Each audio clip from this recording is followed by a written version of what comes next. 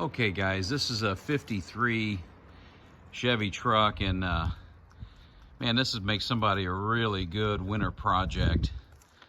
The truck overall is in really solid shape, cab corners, bottom of the doors, all that kind of thing, very nice. I like the patina that it has. I mean, a guy could keep sanding on this silver, change that patina, you know, just bring it down and get it smooth, do a nice satin paint job on it. But this thing's got a lot of good going for it. It's got this PS3 air ride system, airlift performance, and the air ride is nice. It's got a 4-link on the back, original frame, Mustang 2 suspension, power steering, 4-wheel disc brakes, almost finished interior, AC, all the gauges. Your air ride is all digital and managed, stereo, AC heat, Lokar shifter, EFI sniper, fuel injection. Interior is really almost finished, just really needs those kick panels, power windows, new glass, new tinted glass, new rims on it, tires, a 350 motor,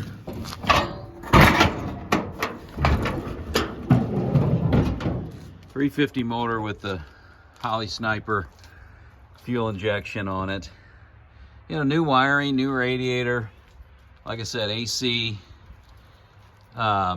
It's gonna need the manifold pulled off and resealed. It's got an oil leak on the back. It's got a power steering leak, needs a fitting. One of those fittings replaced. Like I said, that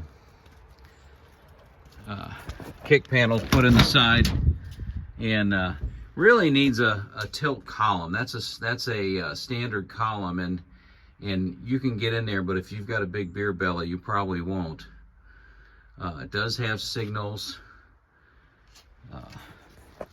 Anyway, just going to be a really not much more to go as far as the project goes. Does have a 9-inch rear end Posi, so rebuilt motor, 350, rebuilt trans, 9-inch Posi rear end.